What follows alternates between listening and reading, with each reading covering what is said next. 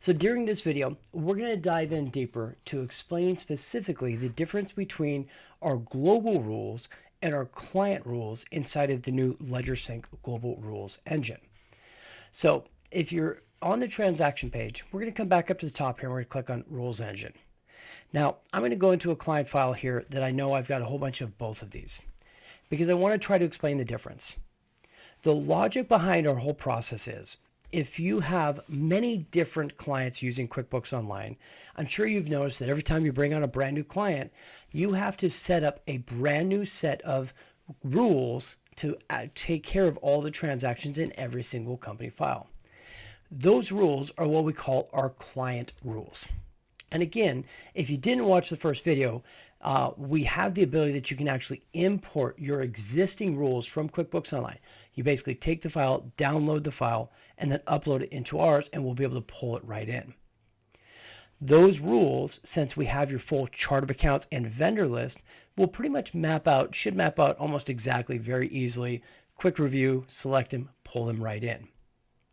Now, once you have certain client rules, you may find you have certain things like, well, AT&T. AT&T, you may want to take and bubble this up, as we would say, to a global rule instead. So if you click on the pencil icon on the far side, you can say convert to a global rule. Once you do this, it will populate onto the global rule list. And the difference is anything that's set up under a global rule will have the ability to impact across all of your different client files that you've connected to QuickBooks Online, of course. So the process or the purpose of this is, well, there's a couple parts to it. There could be variation. So if you are a niche practice and you are really good about having a perfectly clean vendor list and an immaculate chart of accounts, well, hey, this is going to be super easy because everything's going to be exactly the same, right? More realistically, you may be a generalist and have clients across different platforms. Different clients across different areas, and you may need to make these different changes, and the chart accounts could be a little different.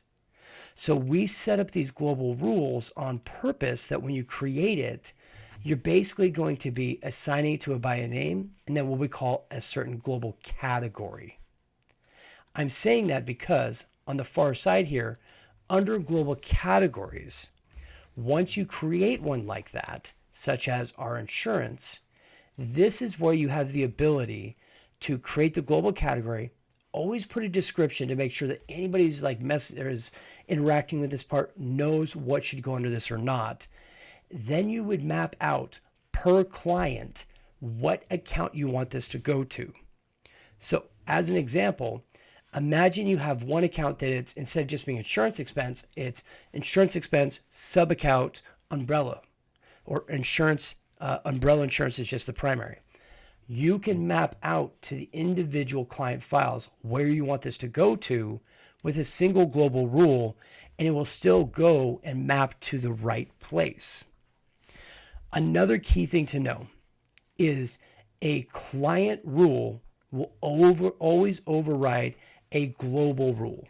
So if you have global rules established, but you need to have unique details for the client level, you can create a client rule and that will override a global.